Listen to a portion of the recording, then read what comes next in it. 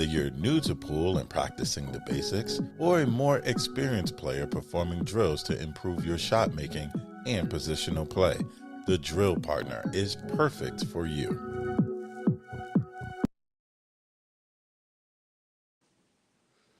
Early show, my man.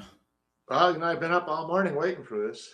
Yeah, so I've heard. So I've heard, man. How are you, Mike? Good, good. Yeah. How it's the last day out here in St. Louis. How's it been treating you so far, man? It's been fun. It's been a good event.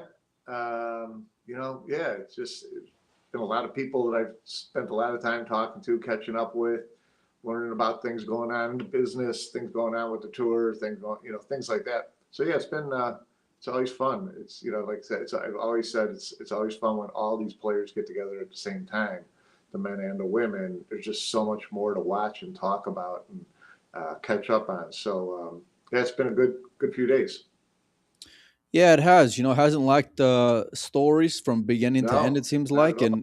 and it seems like everywhere you look, there's something else kind of creeping around, and I don't want to say surprising you, but kind of starting to take shape a little bit. At least when it comes to the storyline standpoint. Obviously last night the doubles concluded, which was a great final. Talk to me about the atmosphere, Mike, because I was there, and then I got the hell out of there because for a number of reasons. But one, and I was thinking about this as I was sitting down and started seeing people pile in. It was like there was a lot of people who really had their like heart set on getting a seat. Yeah, And for me, like, don't get me wrong, I love the story, I love the atmosphere, but I was like, I don't want to take away that, like, I don't want to take a seat away from them. And I yeah, was like, yeah. I can watch this from the room, at least until it gets like Close. exciting. Yeah, Yeah. yeah, yeah. No, it was great atmosphere in there. It was packed. There were people behind the stands who had chairs stacked up 2 and 3 high so they could stand on and watch over the top of the stands.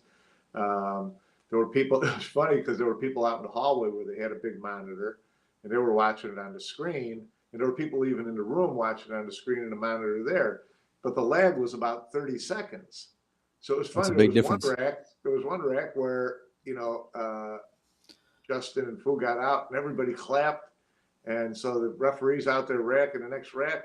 And all of a sudden, 30 seconds later, all these other people start clapping because they were Not watching the because of delayed delay. TV thing, and they had Yeah, just yeah. caught the ball dropping. They started clapping again. Everybody was laughing. It was good atmosphere, good time. It's they couldn't have hoped for anything better out of this event than that. Maybe Justin winning, but getting to the finals, it just that was your crowd of the week right there. Yeah, it was funny because we were there from we got there started camping out around like 4 or 5 o'clock, somewhere around there, and that match in particular. When did it kick off, Mike? 7 o'clock was that final? 7:30. That final was at 7, yeah, and we were there early for Jason and Alvin. Um, Which you know, has anyone checked on either one of those guys after that match? yeah, I hope Alvin's out buying lottery tickets, and I hope Jason's not at the top of the arch looking down. Yeah, no kidding. No, we'll get into that one here in a minute and talk about the World 8 Ball Championship that's concluding today as well. But yeah, I want to just show some love for first of all for obviously Justin and Fu for that runner-up performance. They were the Yeah, story of the last couple of days, and it wasn't even close. Just kind of, I don't even want to say like stole the hearts because they've always had the hearts. They just fulfilled the prophecy. It seems like at least what the hopes were for yeah, the crowd, what the crowd was here, and for the most part, I mean, look, it is super tough winning a championship, especially with like no experience, no chemistry, no nothing, just kind of jumping on in. And I think like given the expectations or lack thereof, depending on who you were, they certainly lived up to the bill. But I tell you what, Mike, that Seo and Victor, boy, they were suffocating last night right from the yeah, gate, buddy. yeah. They were, and Victor especially. Just he is dialed in, which bodes really well, for today for him being in the He's gonna need semifinals it today. of the 8 ball. But he is in dead punch, and we've both gone on and on about how much we want to see Victor pull off a big win. And this would really be a great one. He's gonna have to earn it because he gets yapped first. They were really dominating. Sal, looked great. She didn't make any mistakes. They were pretty suffocating. Yeah, you're right. Yeah, I mean, wire to wire, at least when it comes to that first set. And then I was hanging out here in the room and I was thinking, you know what? And I've seen it too many times where it really the second set is what it boils down to, you know? And so I was keeping an eye on it. The Fu and Bergman team go up Three 3 one. 3-1. But like it never really felt like it was secured to force the third for me anyway. You know, like Right. even their wins were scrappy and kind of Yeah. they were never really like fluid or dominating like we had seen or against that duo. And kudos to, like I said, to Wiktor and Seo, because they come out of that semifinals against Federer and Being and survived by the skin of their teeth, Yeah. and more importantly got me another dinner from Uncle Mike. You know, I don't want to miss out on that opportunity. Yeah. Um, The but higher frame for all the people who want to bet yeah, dinners. but it's all Victor, like you mentioned, is an unproven commodity in his own right, you know. And even though we know he's got a lot of promise and potential, you know, he hadn't really lived up to that, like winning that major type build, like winning that major type tournament. I know he's gotten a Pro Bird Series before, Yeah. but like this feels a little bit different, you know. Yeah. And No, this so this is a and different he level. and he look and he looks different. Like his confidence level, his demeanor, he does not look sheepish. I mean, obviously he's a tall guy, but like he looks just ready to go and just fully embracing the moment, Mike, which I just love because we're both just I like all the four dudes that are left in the World Yeah. Eight Ball, but I got a soft spot for Victor just because we've seen him like come close so many times, and everyone else on there is already full of hardware as well. So when you think about underdogs, you kind of root for them in that category as well. But yeah, talk to me about how was it afterwards, Mike, or towards the end when they finally got the championship? How was the crowd embracing like Justin and them getting the runner up, and what was the energy like in the room? Yeah, it was great. I mean, they had been entertained through Yeah, the week and through that match. They all wanted to see Justin win, I'm sure, but at that point, that was the end of the road, and they were appreciative of what the winners did out there on the table. So it was a nice send off. It was yeah, seeing Sal jump into Victor's arms was, that's a tall word, man, because he's a big dude. yeah, yeah, yeah. So it was a cool moment, and I think the crowd really did enjoy it, and yeah, it had a good buzz.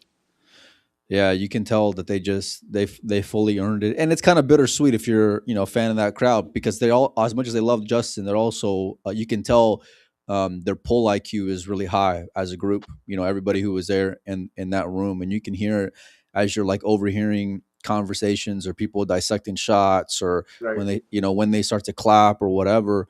And so, but they can just fully appreciate it on the back end, or at least respect it if nothing else on the back end. Yeah. But for me, that crowd was just super cool throughout the weekend. I posted this last night on Windows Open. I don't know what to expect when it comes to the Pro Billiard Series having their own standalone event outside of being paired up with a league, especially in a town like St. Louis. I mean, obviously we know the Midwest is great and all, but for me, everyone who came out this week were the stars of the show. I mean, it's just been great energy throughout, Mike, for me Yeah. anyway. Yeah. I mean, I hope that the pool fans who are in the area to come out tonight as well. Going to be two Yeah, great finals matches tonight. So I think that there's certainly going to be enough fans where they're going to be in one arena for each final. So I think that that'll be pretty packed too. So it should be a good atmosphere.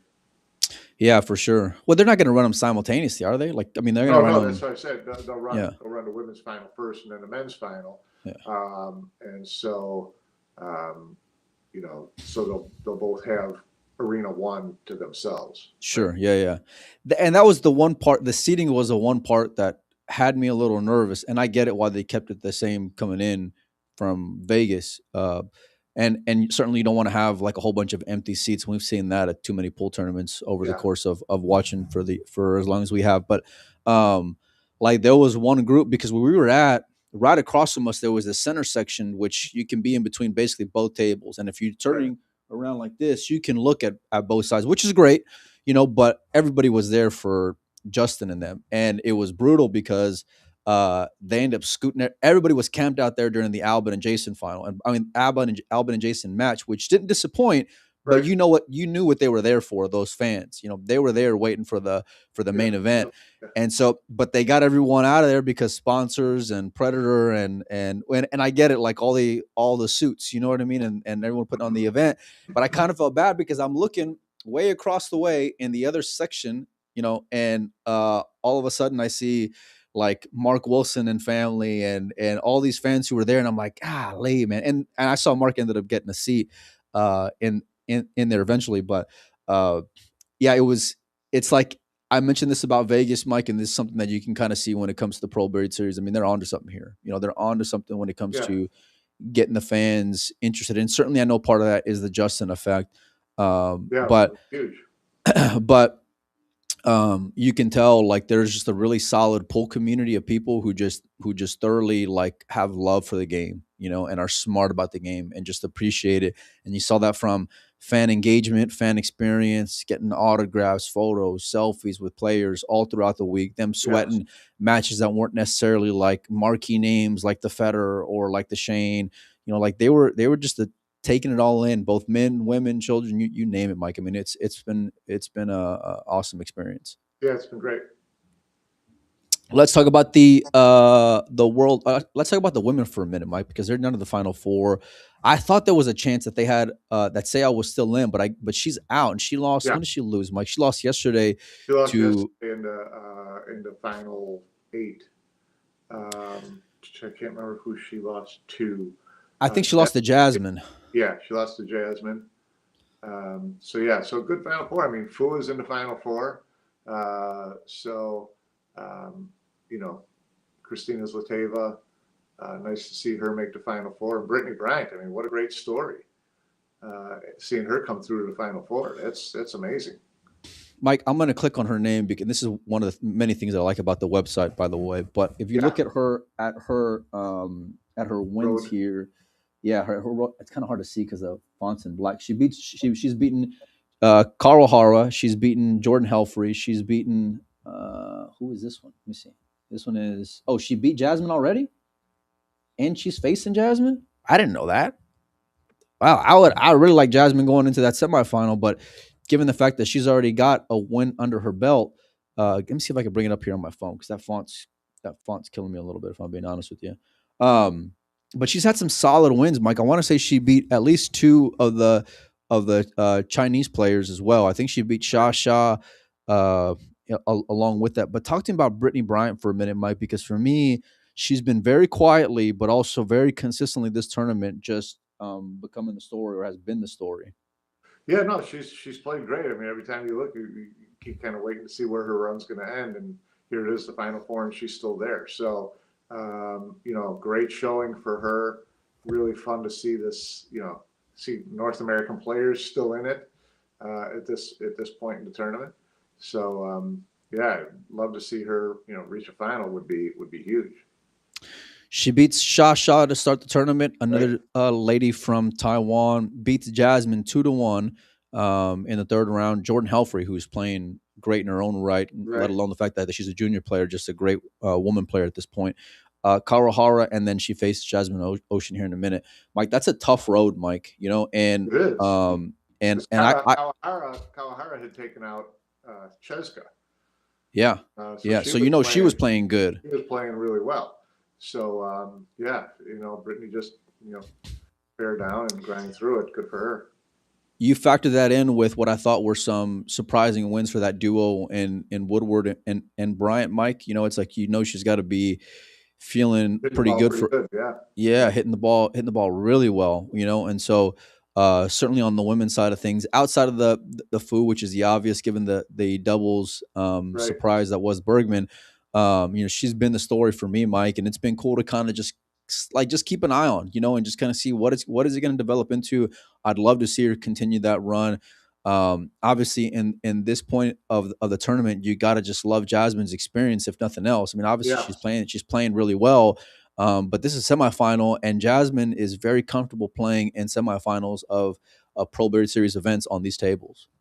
Yeah, she is. I mean, she's had her moments. She was who did she beat in the quarters? Jasmine. Yeah, it was kind of a gritty match. She So she beats Emily Duddy 2-0. What's up? Chen 3-2-0. Rubelin 2-1. She beat Seo 2-1, and then of Yeah, course she dropped one match to Brittany. yeah, yeah. I remember watching a Rubelin match, and she didn't look comfortable. She didn't look happy with herself. She had that kind of ocean family, I love that. Yeah, I was eye, gonna say that too. Yeah, yeah, eye yeah. rolling, head shaking, Yeah, totally disgusted with yourself type of yeah. thing. But she got through that match against Rubelin and then Sal. So yeah, she's if you look at the final four, she's the one with the most pedigree. I mean, Fu has won a world championship, but that was 15, 16 years ago. So she's since married, had kids, come back playing a little bit and obviously playing well, but not at the level you kind of expect here. You look at this final four, and Jasmine is certainly uh, the most likely player to come through there. And then there's Christina Zlateva, who's a really good player, solid player, and she's always in that last eight. Every once in a while, she'll hit a last four. Um, I, for one, will be very thankful that they're on table 1 and 2, and there'll be a shot clock because she can be a little long to watch. Yeah, I mean, pace is something that's a real deal thing, and it's like that across the sport in general. But being under that environment, and that's where like the experience factor. And listen, you earn that. You earn the right to be on TV table with wins and success. And so whether that'll make her uncomfortable, remains to be seen. We'll see a little later on today. But it's not going to be easy. One, her opponent, because we know the success that Fu has had just in this Yeah, tournament, just in this past week alone. But oh, by the way, they played each other already, Mike. So Zlateva dropped or got sent to the one loss side against Fu 2-1 in the second round. Now, since then, she's been cruising. I think it's been let me see, two. She beats Wang Lin 2-1. She beats Ashley Benoit 2-0. Beats Pearl 2-1, and then just a lot of like gritty matches. And yeah, Chow, she beats 2-1, Pia 2-1. I know she was trailing in that Pia match for sure, and all of them did go a little long. Like because they were. I know yesterday, for example, it was the Maciel and Yap match that was at least a solid 30 minutes behind getting started because of that Pia and Zlateva match. yeah, So and that was just one example, right. because it's just it's like that. But what do you think her chances are of coming through that bottom side against Fu, Mike? It depends. I mean, I think her chances are actually pretty good because she's a grinder and she, pushes through. Fu, we've watched a lot of her this week between the women's event and between her matches with Justin, and there's chinks in her armor. I mean, there's some rust in there for sure. So, she's going to give likely Christina some chances. And if Christina can hold herself together and really grind through it, I could see this being a tight 2-1 match as well.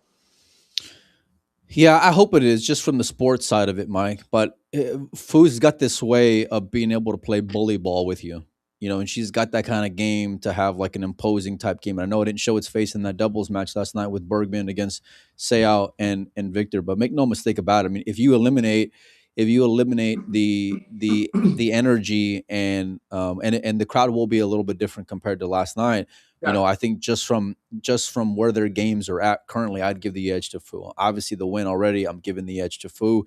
I think the TV table experience so far in this tournament, you're giving the edge to Fu. I mean, so many plus ones in favor of Fu. And I know she's the flavor of the day, and sports usually never goes that way, but I'm right. going at least consistently anyway. Because at a certain point you kind of like just peak a little bit, and reality hits you. I just like Christina's had some solid wins, and beating Pia, I do give a lot of stock to, which is a hell of a win. Yeah, Because Pia Pia's game currently, I fully put her in that top 5, no matter if it's, with Asians involved or not, because Pia's game is that consistent. But like I said, TV table, you throw in the shot clock, give me Fu on the bottom side. But Mike, up top, I don't know which way to go. I know on paper Jasmine's supposed to win, Yeah. but Brittany's been ripping up the paper and throwing it out the window the entire tournament. Mike, what likelihood do you give of the lady from Canada coming through the multiple time world champion? Yeah, she's going to have to play really well, obviously, and I think she's going to need Jasmine to not play her best game to keep her in there, to keep her, positive and optimistic. And Whoops. Can you guys? Hey, let me know if you guys can hear me and still see me. Uncle okay, Mike, Uncle Mike, you there? yeah. Did I lose you or did you lose me? I don't know. I think it might have been the internet because it said it was like crapped Your out. Let me internet know. or mine? Who That's what I don't knows? know. It's one of ours.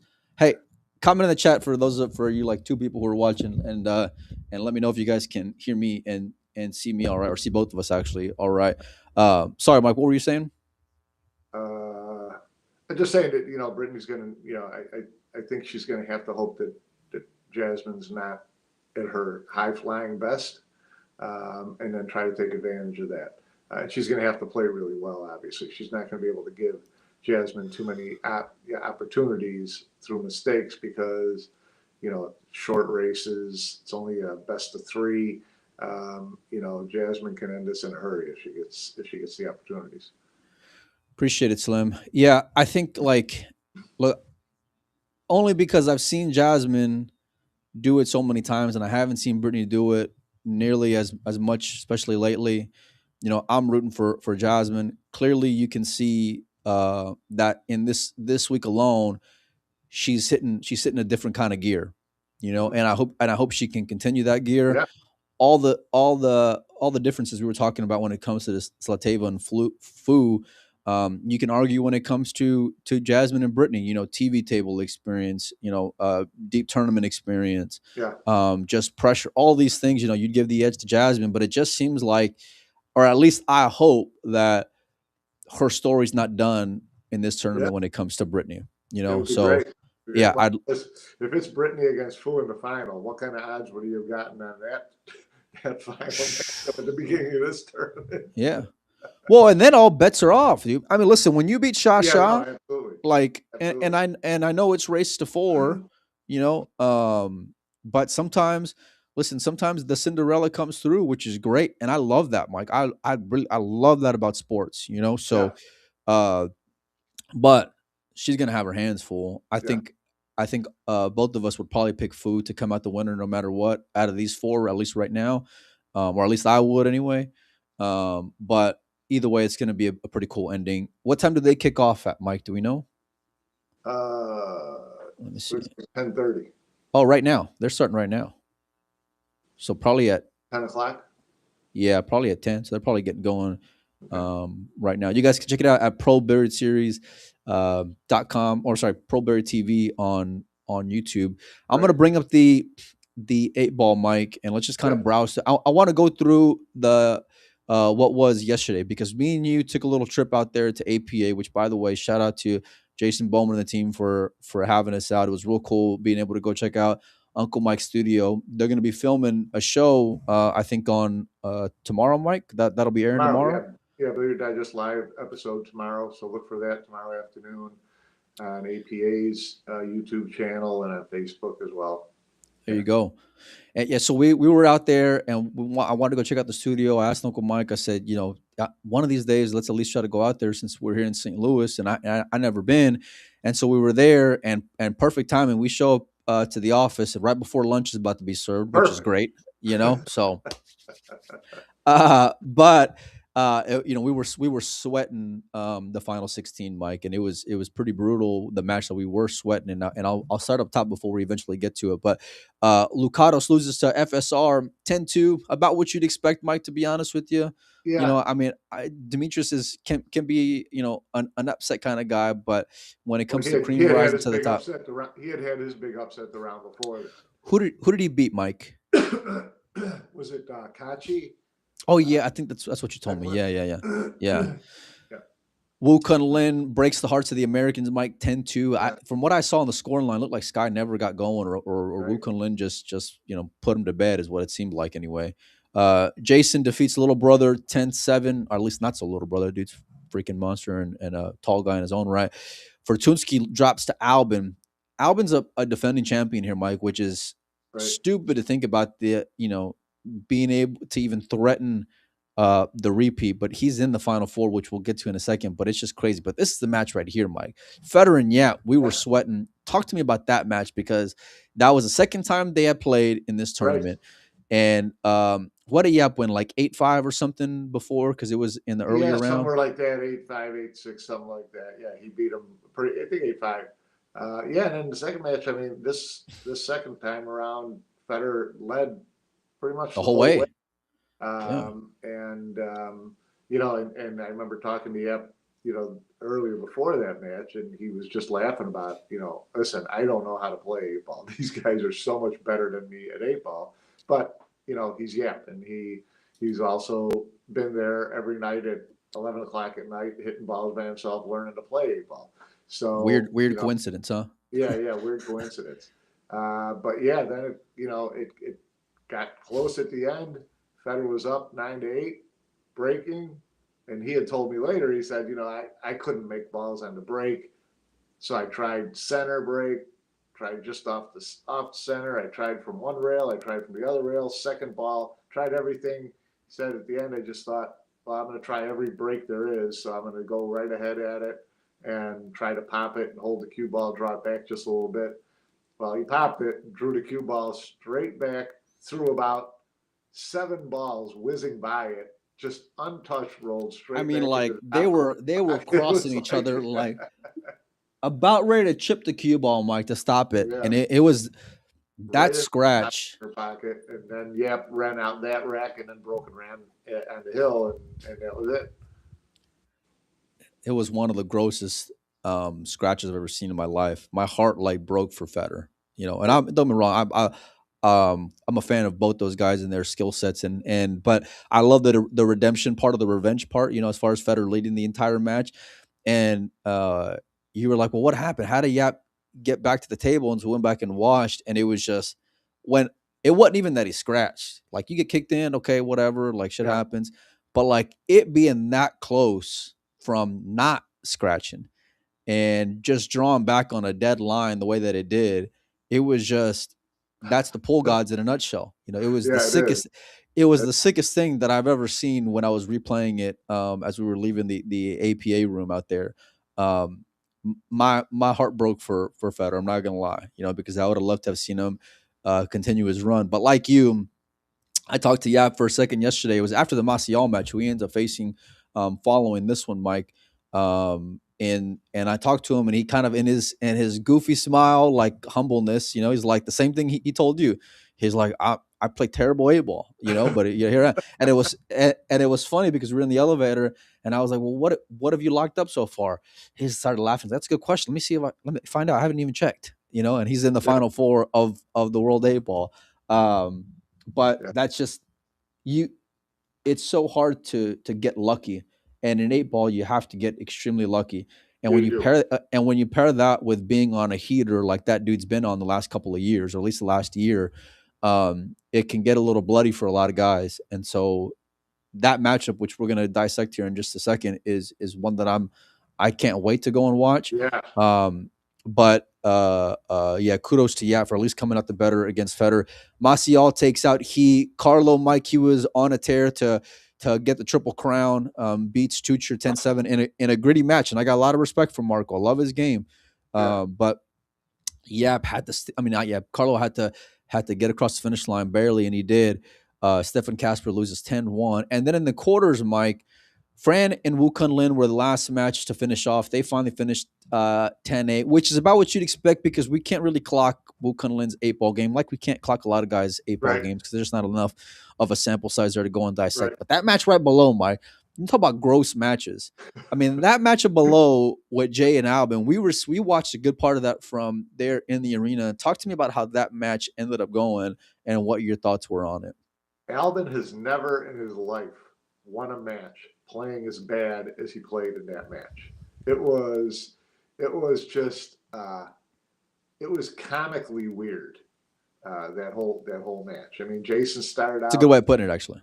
he was up 5-2 or 6-2, right? He was up 6-2, and Albin hooks himself on the last ball. Um, and does the typical Albin, total disgusted with himself, walking around the He's table as he's slowly got as he's possible. got a Yeah. migraine, you know. And he just steps up and takes a flyer kick at the last object ball and calls it in the side pocket. And he wildly hits it, and the thing misses the side pocket by about a dime and a half. And he starts walking away to his seat. Meanwhile, the ball goes around 3 more rails and goes into that side pocket. And he just stood there and he looked at it and he shook his head. And Jason, I think he wanted to look at Jason and kind of apologize. Jason wouldn't even look up. And then Albin, to his credit, stepped up and made a long, not super easy 8-ball. And all of a sudden it's 6-3 instead of 7-2, and you're pretty much 1 foot out the door, right? At that point, Sure. Albin was already on tilt to start with. And at that point, if he goes down 7-2, He was on tilt from the beginning. Yeah, so he would have been, he'd had one foot off the bridge at that point. And then he just kept fighting back and finding his way through. Now, given all that, Jason had some chances at the end that he didn't, follow through on. So there was 1 or 2 more opportunities Albin got at the end and got himself out. But I'm sure he went to bed last night wondering how the hell he is still in this tournament today.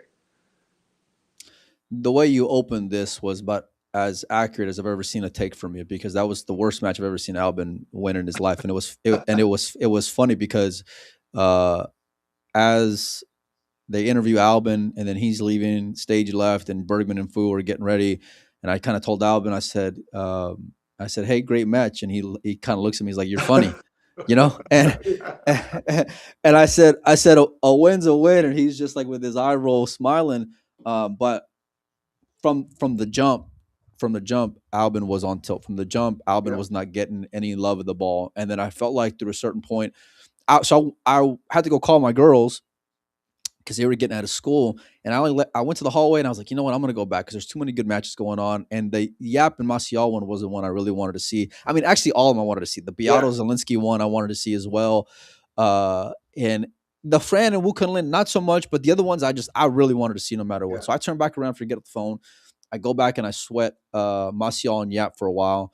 And then I heard that roar, and I texted you, what the fuck's going on over there? Like, what did I miss? And then you let me know. But like when I went back, Mike, and I guess it was right around that like 6-3 mark when I went back to hold the seats, like I saw Albin going through the motions. I didn't see him fighting and clawing back. I just saw him like just going through the motions of finishing the match. Yeah, and I get it because he was on tilt from the very beginning. He's out of like his first 2 breaks. I think he had 2 scratches. And it was close around like the 4 or 5 games mark, but it was a weird closeness. Like, Jason, I thought should have been way ahead given how Albin started the match.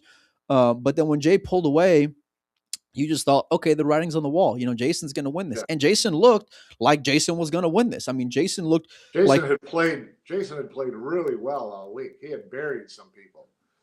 And he had finally found his break. That was the other thing. Like, I know he got lucky a couple of times on the break, but like through the meat and potatoes of that matchup, he finally found his break, or at least started hitting a gear when it comes to his break.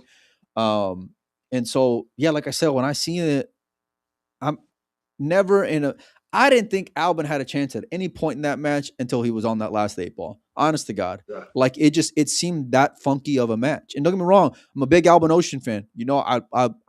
He's got championship pedigree, but like he can get a little in his own head at times. And I saw, like I said, I'm not going to say he quit in the middle of that match, but he was just kind of, like you said, the slow walk back on tilt.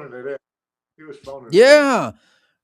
And so because it just felt like not only wasn't nothing going your way in any part of it, and he had some bad misses too, on top of the scratches on the break. Like he had some choppy shots that were just like, and it wasn't even like they were separated. I mean, it would be like one inning after another when he'd come back to the table, and so in an 8 ball, because you don't get so many chances as it is, you just thought like he was gonna implode, and I Yeah. thought he was right there on the verge of it.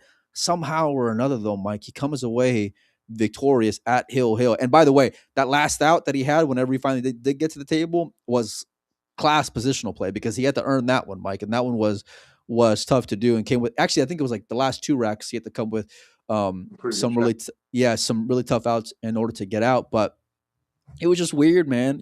And Poole, I kind of felt bad for Jay, because it was like, damn, I thought he was supposed to win It was that one. awful. It was Yeah. awful. Yeah. Like Yeah. it was so weird to watch, because like I said, I never thought watching that matchup that Albin was ever in any kind of position to go and steal one. And Yeah. don't get me wrong, I've seen plenty of guys where like you can tell they're fighting, you can tell they're clawing, you can tell they just want a chance, you can tell they're just, over and over again, just coming with it. Albin just kind of seemed like he was going through it. Okay, I'm what time is my flight for Philly? Okay, Yeah, you right. know, so but he's still alive. Mike survives Jason down below. Yap takes out Martial. That was a matchup I got to see for a little bit, Mike. Yeah. Both of us are really high on Daniel. Yap just handled his business from start to finish. Yeah. When I talked to him about it, though, he said, my break was kind of give or take, and he was breaking from the second ball. What was Yap? And I'm not so sure what ball. Like, there's a couple of balls that I think they're hoping they make in. Yeah. But when it comes from the positional play, Yap looks about as pinpoint as you can go and ask once he got a Yeah. ball down. I mean, yeah, he may play terrible 8 ball, but it's a good thing he plays really good pool. Amen to that. Yeah, it's a great way of putting it, Mike, actually. Carlo Beato, who was going for that Triple Crown, like we mentioned, loses to Wiktor. Mike, that was on TV table number 2. Wiktor was in control, and kind of the same as what we're talking about with Albin and the comparison of players clawing and scratching back.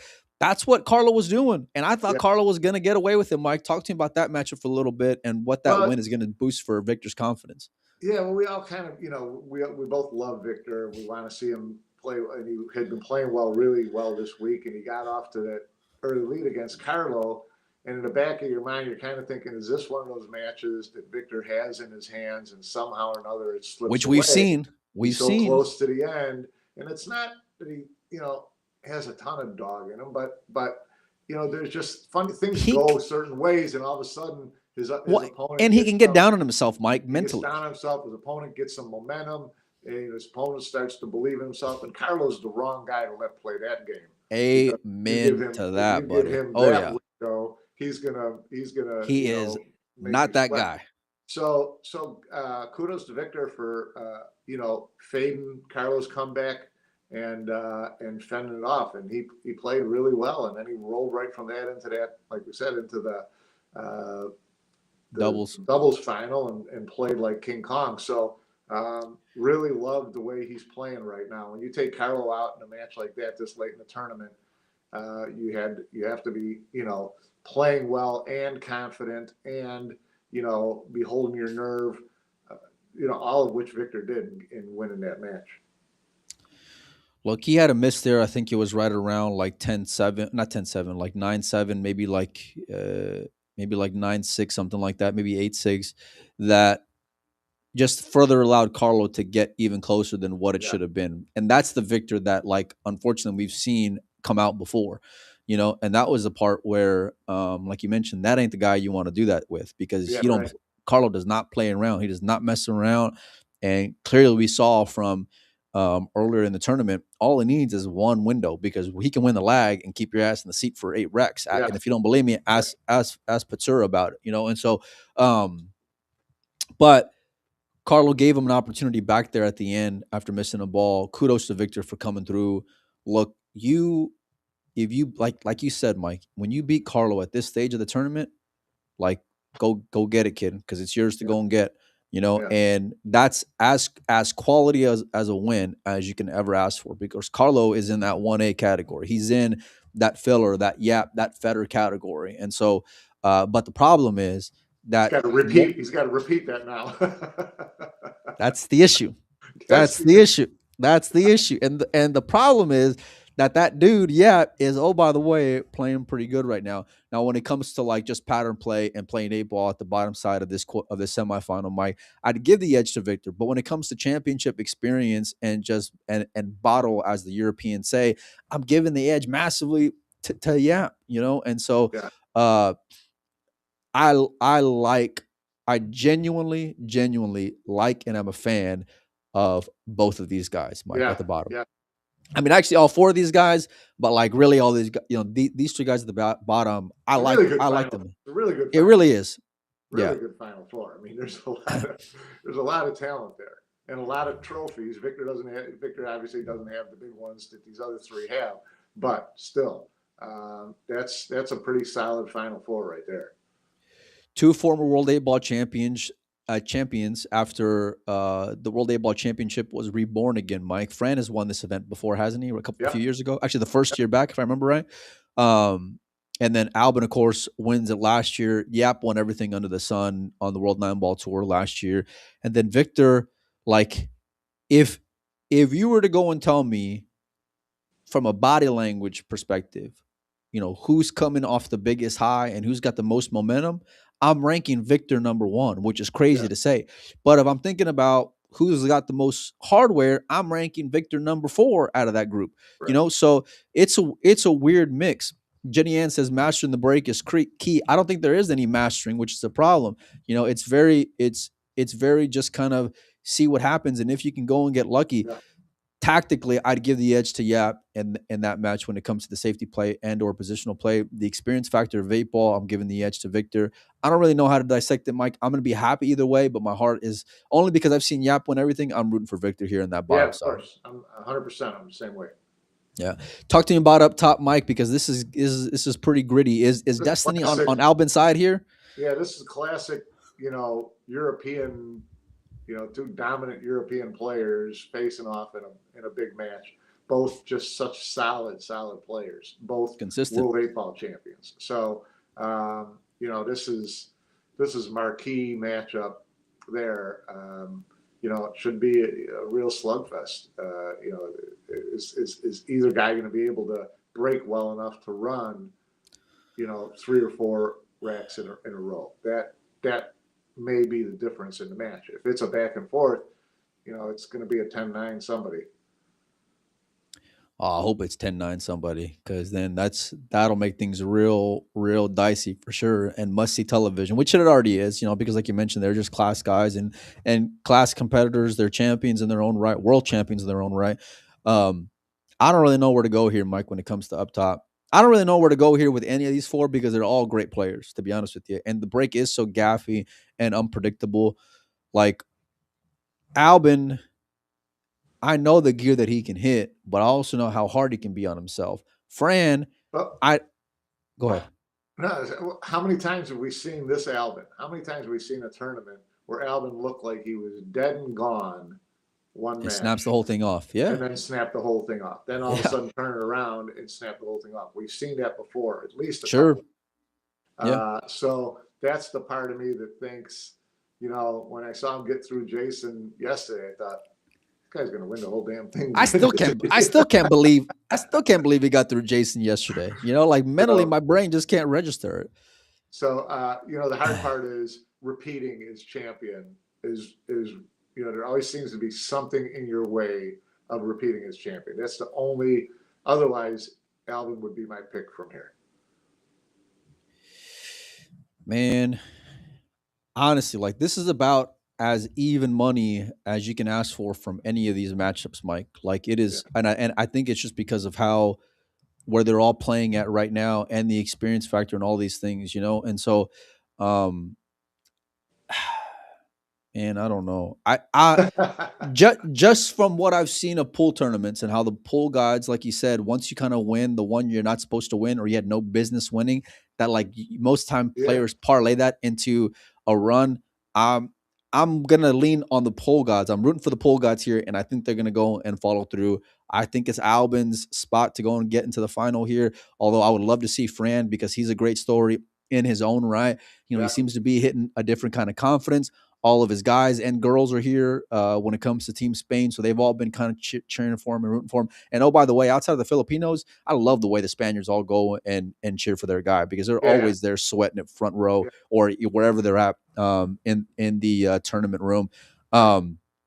But yeah, I'm going for I don't say I'm not rooting for either one of them, because I like both these guys.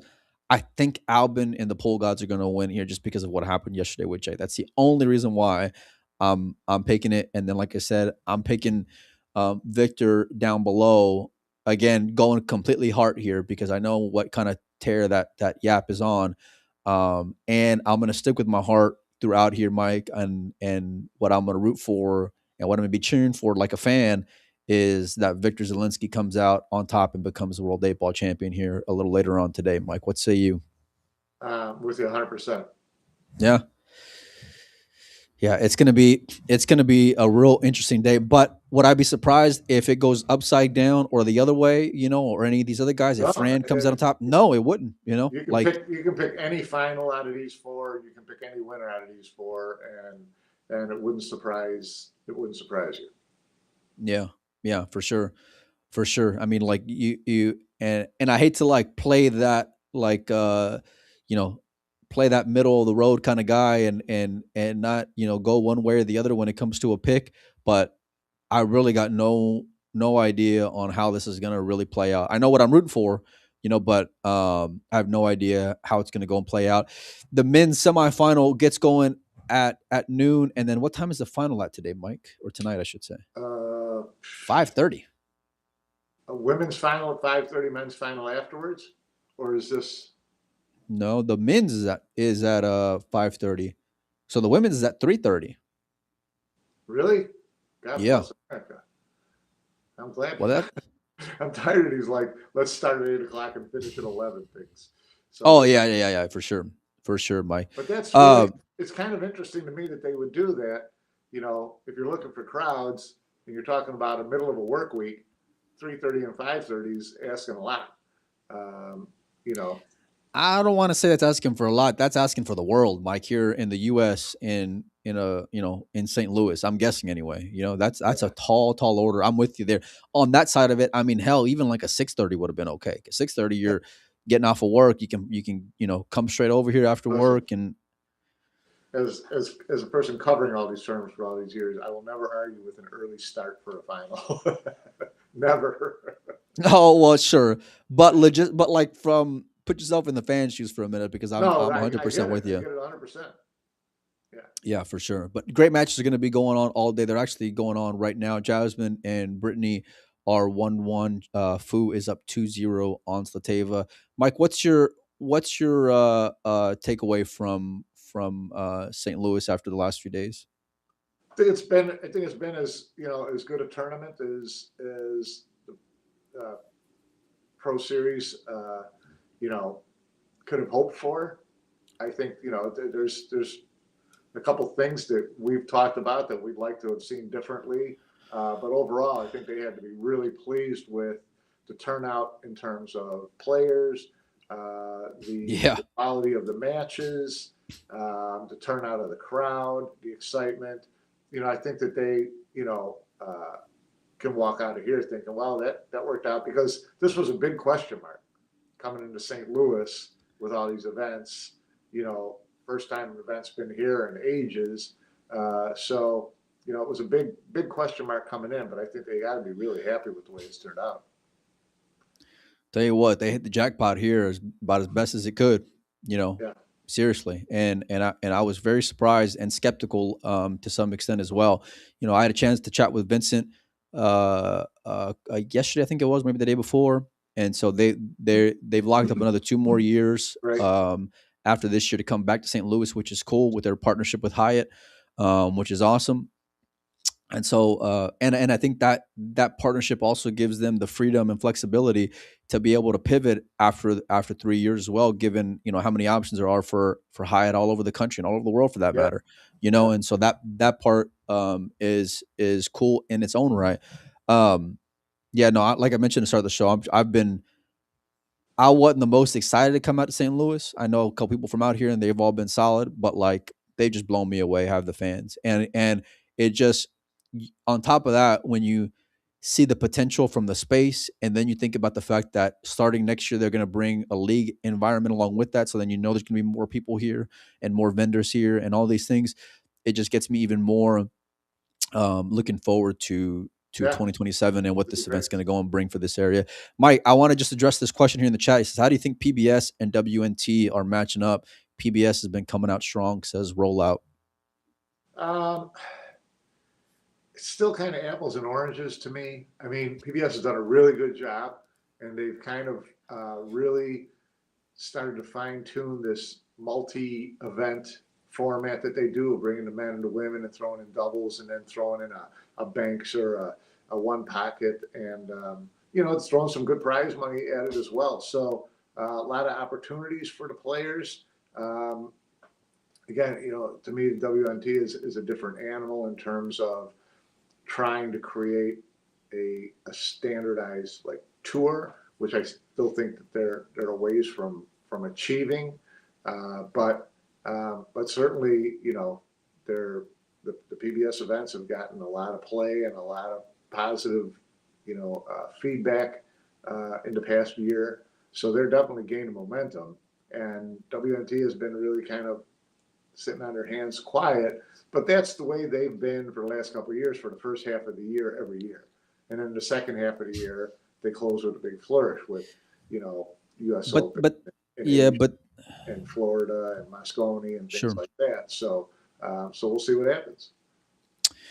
Yeah, I think given the fact that, I think that some degree, even their marquee events on the WNT have been regressing when it comes to the excitement and anticipation and the delivery, more importantly, because you can, even their buildup of a fight hasn't been worth the fuck, in my opinion, at least when it comes to like the Moscone Cup or whatever, and so, and of course the Reyes Cup has just been, a train wreck in its own right, even though like I hoped it would be great, and coming into it, I hoped it would turn into something.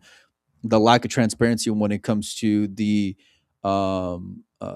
rankings and not scoreboard watching like I was 2 years ago at the US Open, it's like it takes something away from it for me, Mike, Yeah, personally. And so and not and and I hope it, and I wish it wasn't like that, And so, like Jenny Ann says in here, St. Louis brought the energy. Predator delivered an unforgettable event, Mike.